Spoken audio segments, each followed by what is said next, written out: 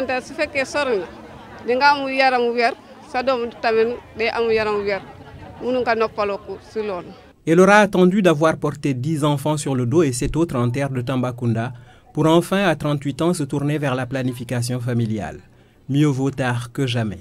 Cette autre femme, rencontrée au poste de santé de Sangalkam, a presque le même âge, mais seulement 3 enfants en 15 années de mariage. Elle a opté pour le planning familial depuis 7 ans.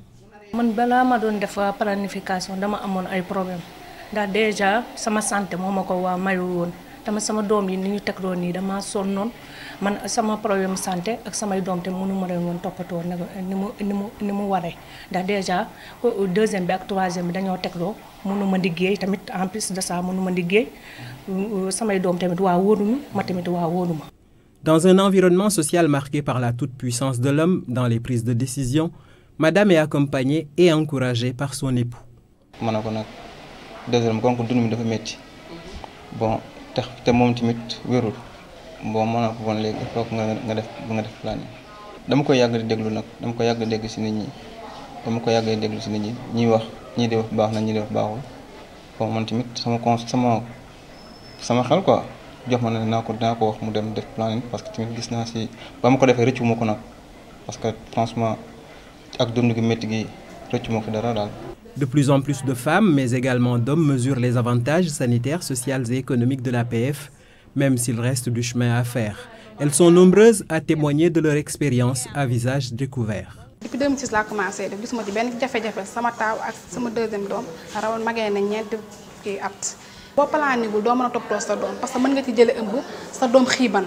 Xam nga loolu lépp ngi si jafe-jafe yooyu yëpp ngi si moo tax damay bëgg borom kër yi nañuy bàyyi seen jabar ñu def plan bi dinañ ci mën a liggéey ci mel ni comme man maa ngi yëngu ci ay quelques commerces yi ndaw ndawaan di jug ak di daanu bu ma defoon plan bi xëy na du ma ko man parce que bu ma bàyyee noonu mën naa amaat beneen doom te dina fekk sama doom xiibat am ñeenti weer 6 mois nga jëlee ci ëmb nga war a toppatoo waat sa ëmb bëgg a toppatoo sa doom sa famille day métti mais plan bi gisuma ci benn jafe-jafe.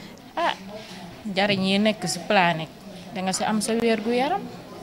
Mana toppatoo xale bi parce que bu fekkee ne njur mi tamit dafa tegloo baaxul nun si sunu santé nun jigéen ñi il faut ñuy s'orienter njur mi mën a toppatoo xale bi mën a toppatoo sunu bopp. Actuellement, les femmes sont conscientes des avantages de la planification familiale. Donc les obstacles qu'on rencontrait avant, ça s'est bien amélioré. Les femmes adhèrent, c'est elles-mêmes qui viennent envers nous, les maris aussi sont maintenant compréhensifs. Dans les sociétés africaines, le pouvoir de décision est entre les mains des hommes, y compris donc le pouvoir de décider de faire un espacement de naissance. C'est en cela que certaines expériences à travers l'Afrique ont démontré que la participation des hommes est fortement contributive à l'amélioration de la prévalence de la planification familiale. Si vous demandez aux patientes d'opter pour une méthode contraceptive, elles vous disent que je vais aller voir mon mari et revenir. Les maris, même si vous les expliquez, ils vont comprendre. C'est-à-dire qu'il faut bien les expliquer les risques. Parce qu'il dit grossesse, dit risque. Oui, sama jëkkër ànd na ci moo tax ma koy def ndax bu ci àndul woon tamit duma fi doon ñëw. Am na ñoo xamante ne dañuy naan baaxul daf lay sonnal ak yooyu wala da ngay am ay métitu biir mais man yooyu yëpp gisuma ko li ma leen di tetal mooy rek ñu topp sama ginnaaw. Foo nga def ka ndax noppalu ko noppal saw yaram daal. Dama ñëwoon pour andi bébé bi rek ma profité aussi pour loolu. Planique bi de bëgg naa ko parce que planique bi dafa baax day tax nga noppal sa yaram mën a toppatoo say doom. Bu baax daal. Day aar jigéen da lay dimbale day tax boo sorantee sa njur di nga am di ngay mën a toppatoo sa doom toppatoo sa bopp toppatoo sa borom kër. Man de wax dëgg yàlla gisuma ci benn inconvénient boo ko commencé ba léegi macha allah maa ngi sant yàlla gisuma ci benn jafe-jafe waaw dama koy jël normal ci saa yi ma ko bàyyee tamit macha allah bu ma waree jël ëmb tamit dama koy jël ëmb te duma ci am benn problème sant yàlla bu baax. Day tax nga mën a toppatoo sa bopp toppatoo sa doom toppatoo sa àllaaji waaw njëriñ boobu muy ji moom appareil bi nag moom laa defoon man bi ma ko defee amul woon benn problème parce que def naa ko dafa yàggoon sama def naa ko 10 ans parce que s'orienter ngir dafa baax. Celles-là ont adhéré. Elles invitent les autres qui sont hésitantes à venir élargir le cercle d'autant qu'il n'existe aucune grossesse sans risque. Il y a des risques de complications de 18% pour chaque grossesse. Donc ce qui veut dire que chaque fois que le nombre de grossesses augmente, le nombre de complications augmente. Si on espace les grossesses, ces taux de complications vont diminuer et ça va permettre de réduire ce que l'on appelle la mortalité maternelle. Après 3 césariennes en 4 ans, cette jeune dame s'est décidée à faire le planning sur avis médical. sama njur moo metti man damay opération moo tax ñetti césarienne laa am dana tax say doom daana sori yoo ndax bu fekkoon planning go man naam at mu nekk ma am ci doom te bu fekkee planning nga sa njur dana xaw sori yoo. Les mortalités maternelles et néonatales sont encore élevées au Sénégal. Cette situation préoccupante est en partie imputable à la faible prévalence contraceptive. Nous sommes aujourd'hui à un taux de prévalence contraceptive de 12,1% à l'échelle nationale pour ce qui concerne les femmes en union. Évidemment, les niveaux sont différents selon qu'on se trouve dans les milieux urbains ou bien dans les milieux ruraux. Dans les milieux urbains, on est autour de 17-20%, alors que dans les milieux ruraux, on est aux environs de 7%. Ça signifie simplement qu'il y a un travail à faire pour améliorer la situation d'ensemble des femmes qui en ont besoin, parce que celles qui ont besoin de la planification familiale et qui n'en ont pas sont estimées autour de 29 à 30%. Il est donc venu le temps d'accorder plus d'attention à l'APF. Elle peut aider à espacer les naissances, à prévenir les grossesses précoces, tardives et non désirées. Elle permet aussi de lutter contre l'infertilité et l'infécondité, et ce n'est pas un paradoxe. Pour faire le planning, il faut d'abord l'accepter, puis trouver un moyen adapté, offert par un personnel qualifié. péri laay naan damay fàtte yenn saa yi damay changer def fikir. gisuma benn inconvénient ci pilule bi waaw ndax saa yu ma ko bàyyee rek dinaa ëmb waaw man moom laa choisir. boo gisee ma choisir pour ñëw def planning pour sore samay njur la pour mun a toppatoo samay doom ndaxte soo deful planning léegi te fekkee da ngay teel a gis fóot léegi loolu dafa da ngay biiraat léegi nga amaat beneen problème. Les méthodes contraceptives modernes sont nombreuses et variées. Chaque femme peut opter pour le contraceptif de son choix, en accord avec le personnel soignant. Les méthodes dites de longue durée, en raison de leur efficacité et de leur discrétion, sont de plus en plus demandées. Ces femmes de Matam ont pu en bénéficier grâce à UNFPA et Maristops International. C'est un produit de longue durée qui dure 5 ans. Les méthodes de longue durée, il n'y a pas de contrainte. Et puis c'est discret. Il n'y a pas de contrainte de prise ni d'oubli. Il y a un retour très rapide à la fécondité. On l'enlève, on est ensemble. Quelle que soit la détermination des femmes, il faut le soutien des maris. Il est heureux de constater une évolution progressive des mentalités chez beaucoup d'hommes qui laissent volontiers leur épouse opter pour l'APF. bañuma ko ànd naa ci li ngeen di def parce que li ngeen di def njëriñam la sama njëriñ la waaw njëriñam la sama njëriñ la kooku moom bañuma ko fii moom góor ñi bu ñu leen informé waxtaan ak ñoom rek amul benn problème jubóo dina am. Si l'implication des hommes est nécessaire, celle des parlementaires, de la société civile, des partenaires et des communautés l'est tout autant. Quant à l'implication des religieux, elle est primordiale pour lever les équivoques.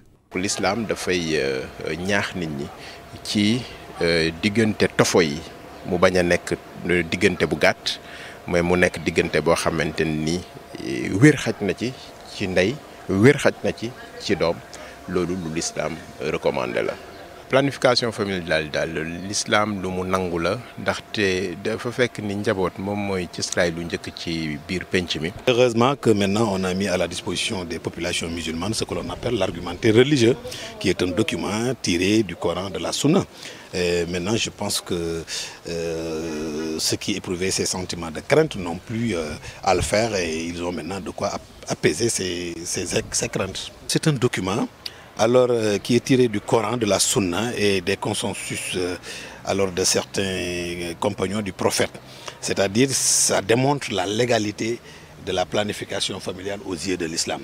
À côté de cela, les actions de sensibilisation menées au sein même des communautés par les relais et les marraines de quartier donnent des résultats notables. Si on jëlee téeméeri jigéen ñun mën nañu ne 80% yëpp ñu ngi def planification familiale fii ci commune Richard Toll. Nit ki lu mu xam mu baax si moom baax ci jabaram baax si doomam dana ci sawar te ñoom tam góor ñi am nañu njariñ li ñooy jàppale seen jabar pour ñu dem defi planification familiale suñu jegee góor ñi xamal leen les avantages rek dinañ si ànd ak ñun yóbbu seeni jabar si kër docteur ñu def planification familiale ndax ñoo ci ëpp njariñ sax jigéen ñi ndax bu jigéen feebaree góor mooy faj su doom feebaree góor mooy faj comme nag seen poste lay jóge soo leen xamalee njariñ li ñoom su boobaa dinañ si gën a sawar pour jàppale la sañ seen jabar mën a dem ci dispensaire yi defi planning. À vrai dire, ce ne sont pas seulement les femmes qui gagnent dans l'APF, c'est la famille tout entière. Planification depuis ba ma ko waa commencé def man dama am wër gu yaram damaa wër samay doom dañoo wër damay jàngal tamit samay doom ñu ngi nekk dans de bonnes conditions moo tax boobu ba léegi man sama yaram dama doon jaabante hôpital ñuy jënd ordonnance ba sonn waaye depuis ba ma si duggee ba léegi man maa ngi sama santé laa téye samay doom tamit téye seen santé seen njàng tamit damaa seetlu dañoo gën a avancé si seen njàng. Il ne fait pas de doute que la maîtrise de l'évolution démographique par un espacement des naissances accepté et bien compris est un facteur de développement. Le bien fondé de la planification familiale, c'est d'aider au développement de nos pays. La planification familiale est fortement contributive au développement de nos pays, dans la mesure où, grâce à la planification familiale, on peut avoir des populations en très très bonne santé, aussi bien en ce qui concerne les mères qu'en ce qui concerne les enfants qui sont l'avenir de nos pays. C'est en cela que la problématique du repositionnement de la planification familiale est fondamentale pour les pays africains. Nous allons lancer une campagne pour sensibiliser les populations et aider tout un chacun à mieux comprendre le problème de la planification familiale et de surmonter les obstacles socio-culturels qui existent.